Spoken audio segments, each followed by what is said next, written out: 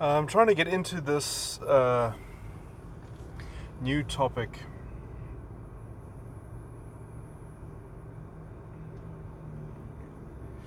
which has to do with describing maturity or immaturity, rather, perhaps, which is quite a common form of immaturity. But I would say people are, this is an age-old sort of problem. Although I think it's coming into a focal point in terms of the current culture, which I'm very grateful for, because it's a very interesting sort of opportunity for vision, right, and understanding of these issues and dynamics. So in my head, I just wanted to sort of get into this one particular thread, which has to do with criticizing people that have this level of immaturity.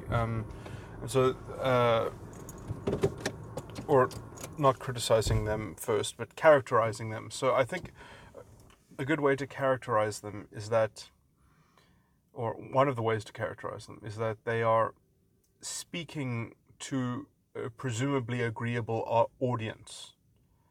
So I was just thinking through in my head that this was an important feature to talk about, or it's a helpful illustration. I'm not going to talk about the whole technical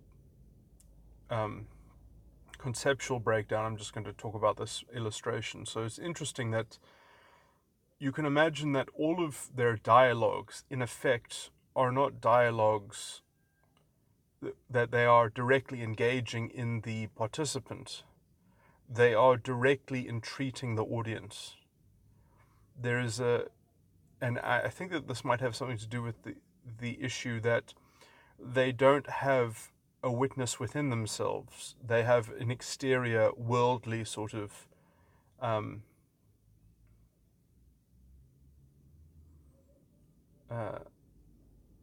dependency on having a resonance with that exterior source of power. And so they're courting a kind of agreement, or they're plugging into a kind of agreement. And that is prioritized beyond a direct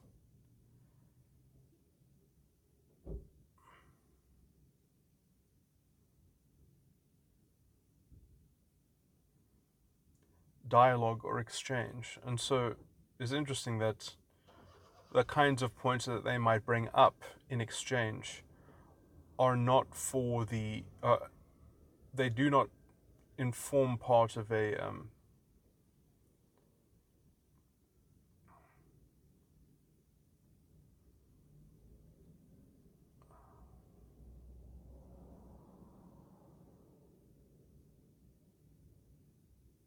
direct exchange. There's only that sort of strange indirect form of weird kind. I want to invent weird words like transpersonal,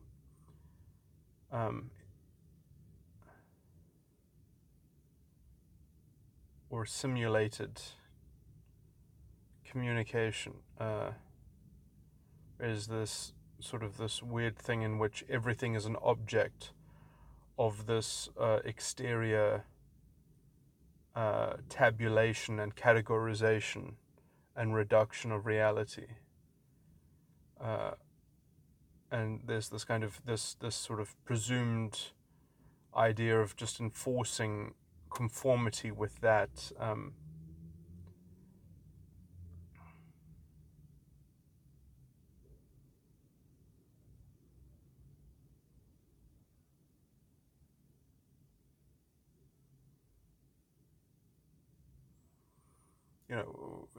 somewhat that piece of perfect rationalism or something like that.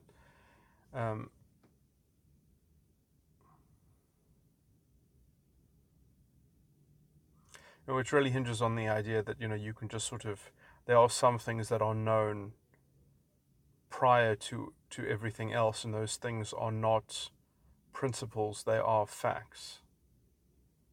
and so there's a strange kind of reading of fact upon principle. So there's this sort of unleavened mix up right from the start that is sort of the ongoing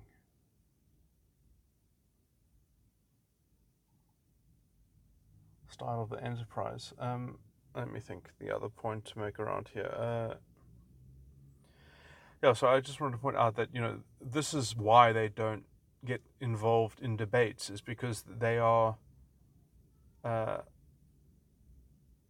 not participants of debates. They're just merely, they're trying to be the agents of so this is why when they always are judges in their own trials, in that sense. They're always representing themselves as the chairman of the discussion, and they will not share that chairmanship. They will not take turns. And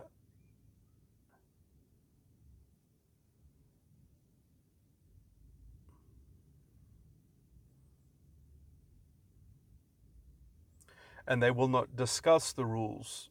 It is possible that you deviate from procedure and that you try to collaborate. I would say it's proper form that if you want to unilaterally do something with the rules, you have to extract at least some form of agreement or assent, or rather jettison all of that and just say that there has to be a real-time discussion about those issues, claims that have to be made, and secondary arguments that have to be, or at least open to contestation, rather than just being, it's interesting how quickly they sort of revert into monologuing.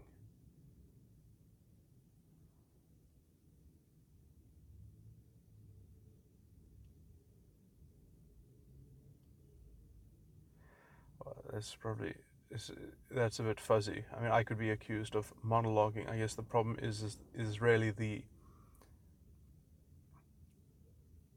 control of the narrative and speaking on behalf of the narrative, rather than as a participant or as a proponent of something, someone who is narrating what is happening, rather than seeking to evidence and establish that by the engagement and the style of the dialogue, and then giving commentary on that style.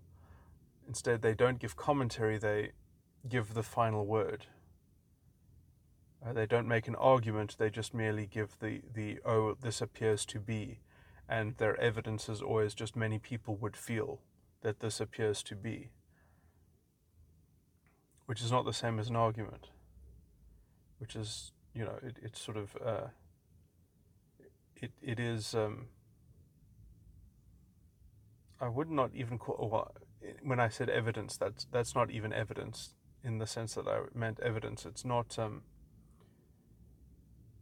by itself, it's surely not evidence, it's not evidence of the thing that it purports to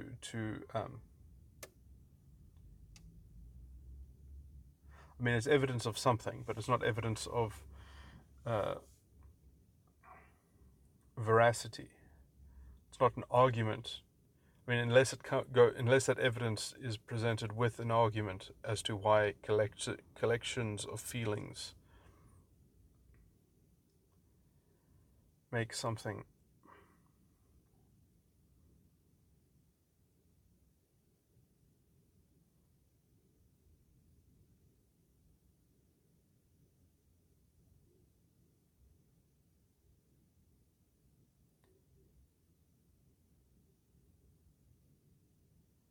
to be some case. This gets so convoluted. But yeah, you see, this is the problem, is that, these are points that are made actually more precisely about style directly, on style, commentary on style. commentary on judgment and treatment, issuing from a style of judgment. So, it's almost fundamentally sort of metaphysical, but yeah, again, it's interesting that I do think it all hinges on this idea that there are two.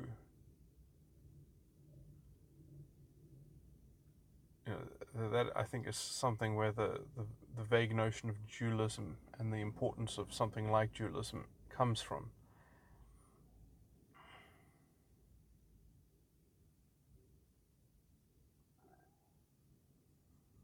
Is that there are two separate and distinct narratives, and then the synthesis of those narratives is never a sure thing, and is sort of only made through some feat of communication and meeting. And, I guess roughly there are two ways of going about that. There's the sort of people that, at least if someone also believes that there are two narratives going on,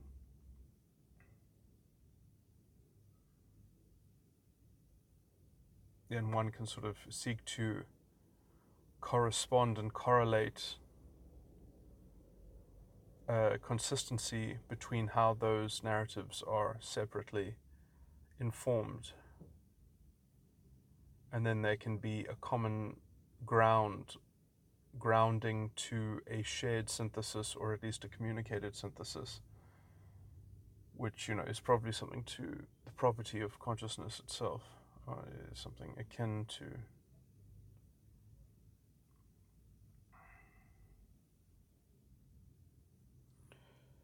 Anyway.